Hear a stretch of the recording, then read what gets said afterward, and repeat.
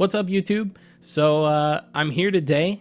PlayStation Plus has finally expanded. It is trying to compete with Game Pass, and we're going to go through and look at it and see how it holds up. So I just upgraded to the premium plan, and they do prorate. I had a year of PlayStation Plus, and which instantly puts you in the essential category. And to upgrade was only $18 for 100 and something days that I had left. So pretty solid. Just to quickly go over what you get. If you had PlayStation Plus before, you're going to be on the Essential plan, and the Essential plan is essentially exactly the same as it was. You've still got all the things that you're used to: share play, cloud storage, game help, online multiplayer, exclusive packs, discounts, monthly games, all that good stuff. Access to the PlayStation Plus collection if you have a PS5. Now is where it gets interesting. They have split across 3 tiers: Essential, Extra, and Premium. In the Extra tier, the only thing that they've added is you get access to a game catalog. Much like Game Pass, it's a bunch of games. I'm not going to say they're all crazy new. They're not, but they're not classic either. You know, it's going to be more recent stuff from the PlayStation, a couple of PlayStation 5 titles. It's a pretty decent catalog, but you're not getting big releases day and date like you are with Xbox Game Pass. So, but still great there. And then the next tier is Premium.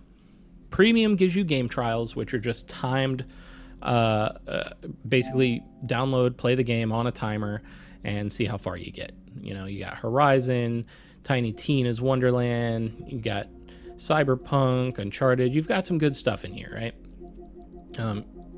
Hot Wheels. If you haven't played Hot Wheels, check that out. It's funny to see all these types of games, and then like Lego City Undercover, which came out forever ago here. But so that's the trials. You also get cloud streaming because you get a classic game catalog as well. So with the classic game catalog, you can stream some of the games, a lot of them. Any PlayStation 3 game, though, is going to be streamed. You cannot download those and play those. There's no way to emulate those on a PlayStation yet. Hopefully that comes down in the future. I'm not holding my breath. The cell was some really weird architecture with the PlayStation 3. But the classic game catalog is really the draw for the premium plan. And that's going to be a lot of, you know, classic games from PlayStation 1, PSP, I believe some PlayStation 2 titles in there. So that's kind of what you're getting. Let's take a look at some of the games. We'll look at some of the classic stuff first. Just to quickly go through some of them. You could pause the video at any time. Let's just view them all. That'd probably work better.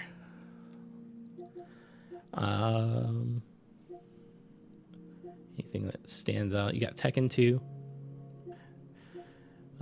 So when you think of old PlayStation, you know, you do think of Resident Evil Director's Cut. You do think of Siphon Filter, games like that, Tekken. There are some pretty great games here. I do think that there are some omissions too. You know, I think they've still got a long way to go. When I think of my PS1, I think of like that Spider-Man game on PS1. That's not here. And Tekken, arguably Tekken 3 should have been the one here, I think. There are some omissions, is the best way to put it. And while I get that I'm not going to get only the games I want, and everybody had different games, the variety that they have here isn't quite up to par when you say you're going to launch your classic games. Because they say that there's PSP games here too, you know? And I absolutely think that's cool. But when I think of my PSP, I think of Crisis Core Final Fantasy. I think of Coded Arms, which would work really weird on here. I think of, you know, Untold Legends. I think of Ridge Racer, Wipeout, you know, a lot of different things. And yeah, I get Wipeout's playable now through the Wipeout Omega collection, but there's a lot left that they still need to add on here. When you expect them by saying like there's a classic game catalog, I expected a little more. But what is here is good. The PlayStation 3 side, there's a lot of wonderful, wonderful games here. They are streamed, though. As we said before, they're not native games by any means. And having said that, I had PlayStation Now, and while I would absolutely play a JRPG, I wouldn't play a shooter. And let's go in and play some Resident Evil 4 just so that we can get kind of eyes on how this stuff is going to work.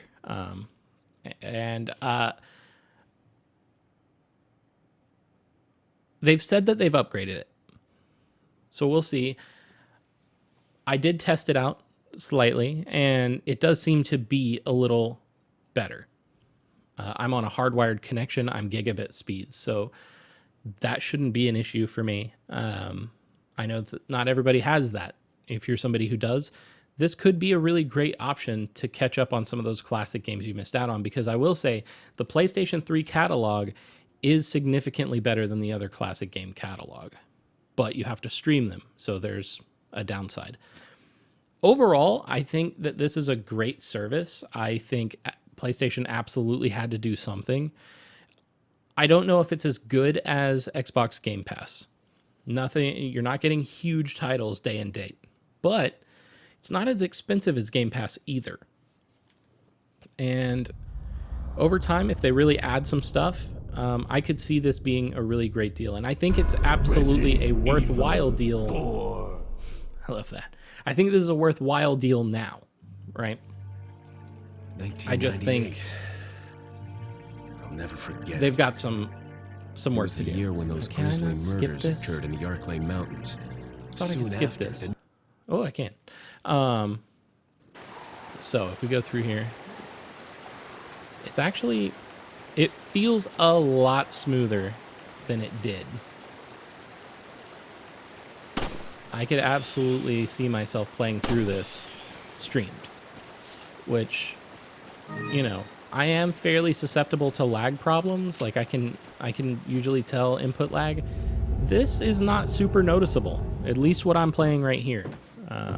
This is very manageable input lag.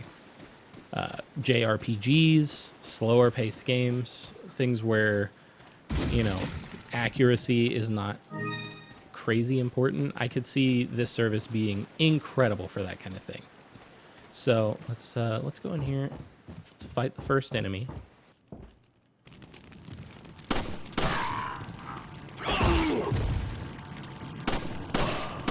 Yeah, I mean, pretty good. I'm not trying to aim or do anything too special. So that is the PlayStation 3 stuff. The other games catalog here, let's look at that just to get eyes on real quick. Let's view the games. I don't need genres. I want to see all games. Is there a way to see?